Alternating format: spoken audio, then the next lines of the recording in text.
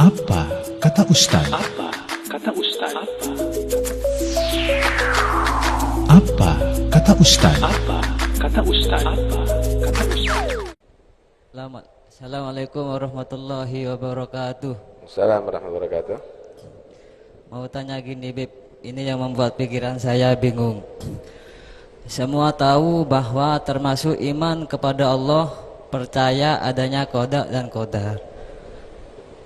Ditakdirkan mengerjakan sholat atau memberi sedekah atau mengikuti pengajian rutin seperti ini, itu semua minallah. Sebaliknya, bila kita bermaksiat juga takdir dari Allah. Pertanyaan kami, sama-sama takdir dari Allah, kenapa yang perbuatan maksiat banyak ulama mengatakan bahwa itu timbul dari diri sendiri? Itu kan seakan-akan menghilangkan kepercayaan terhadap qada dan karunia Allah. Terus bagaimana dengan kalimat la haula wala quwata illa billahil aliyil azim? Terima kasih.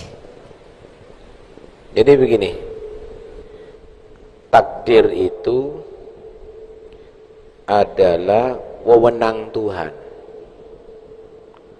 Sebelum Allah menciptakan alam, sudah Allah atur bagaimana yang terjadi ada di alam ini. Itu namanya qada. Takdir kejadiannya sesuai dengan yang ditentukan oleh Allah. Oh, orang ini mati. Oh, orang ini lahir. Oh, orang ini sakit. Oh, orang ini taat. Oh, ini orang ini maksiat. Oh, setan itu terkutuk. Oh, Nabi Adam itu dipilih oleh Allah. Oh, Nabi Muhammad itu adalah kekasih Allah. Oh, itu sudah ada. Itu qada. Kejadian yang sesuai dengan ditentukan oleh Allah, itu namanya takdir atau qadar.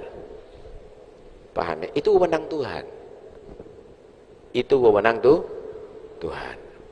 Haknya Tuhan, bukan haknya makhluk. Terus kita mempelajari hak Tuhan. Hak Tuhan ini tidak bisa diganggu gugat, absolut. Kita mempelajari hak Tuhan itu sebetulnya keliru sudah.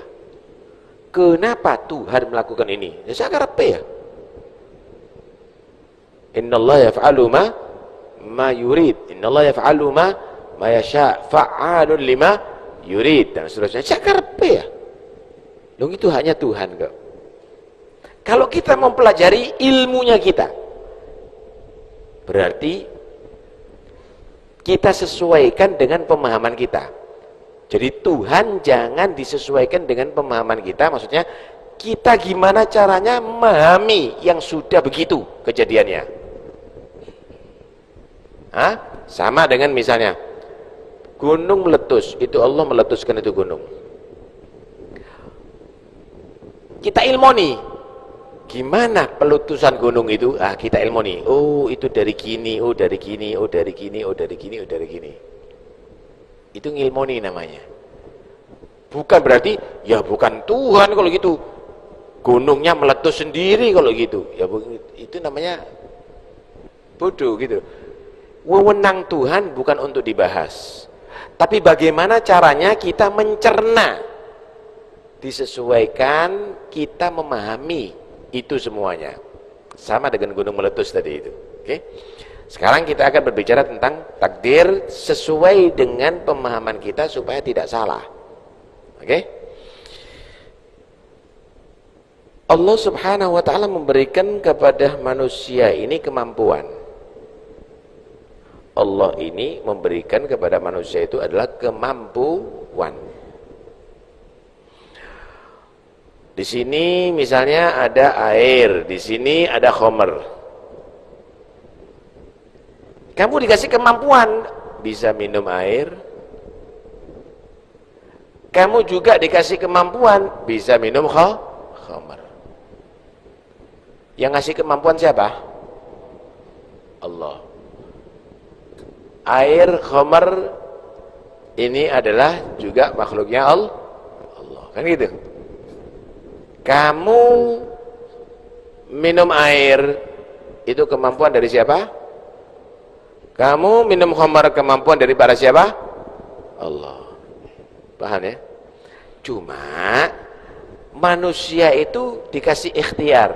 boleh menggunakan. Artinya dikasih dikasih bisa menggunakan kemampuannya minum air, minum khamar, milih mana dia? Ini halal, ini haram.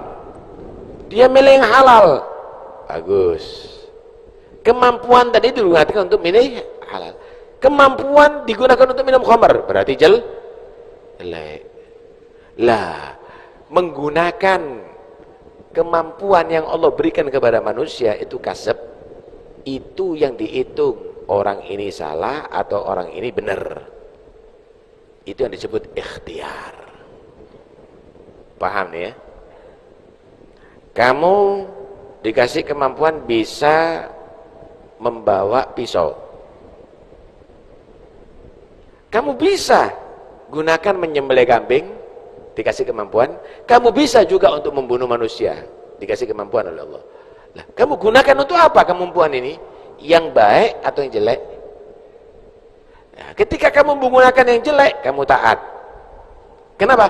Karena kamu menggunakan kemampuan ini adalah untuk yang baik. Ketika kamu membunuh orang, berarti kamu adalah maksiat. Kenapa? Karena kamu menggunakan kemampuan ini untuk yang jelek. Paham, Pak? Tak kasih contoh lagi. Ada istri, ada pelacur. Dikasih syahwat dan kemampuan bisa mendatangi perempuan. Dua-duanya bisa. Birahinya juga ada. Untuk laki-laki misalnya penisnya berkembang juga bisa. Dua-duanya bisa. Ngelakukan sama istri bisa, ngelakukan sama pelacur bisa. Semuanya dari apa? Dari siapa? Dari Allah. Cuma kamu menggunakan itu untuk yang ke istri taat, untuk yang pelacur adalah maksiat. Nah, masa Tuhan disalahkan? Kenapa Allah memberikan aku kemampuan bisa ke pelacur? Loh, pertanyaannya, kenapa kemampuan itu tidak kamu gunakan untuk ke istrimu? Begitu kan seharusnya. Karena itu, la yus'alu amma yaf'al. Allah itu tidak bisa dipertanggungjawabkan oleh makhluk.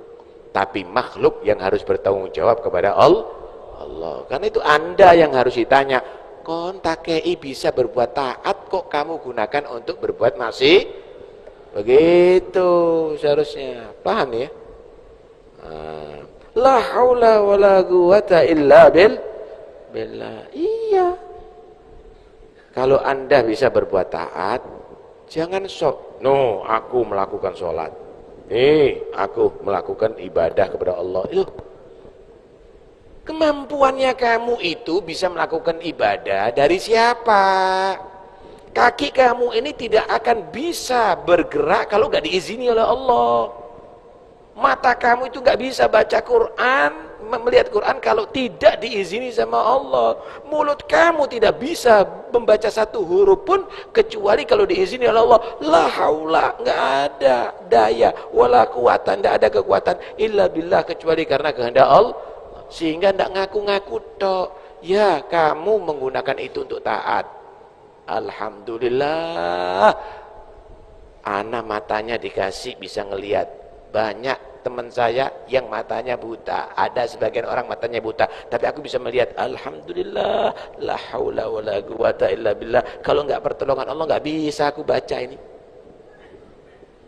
Alhamdulillah sampai hadir ada di majlis ini.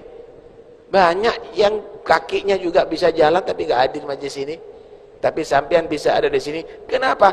Karena Anda dikasih kemampuan bisa berjalan ke masjid ini. Alhamdulillah. La haula wala quwata illa.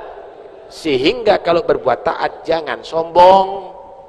Kenapa? Karena tanpa bantuan Allah kamu juga tidak bisa berbuat taat. Begitu. Paham ya? Wes. Ada yang lain? Dua pertanyaan lagi. Ini.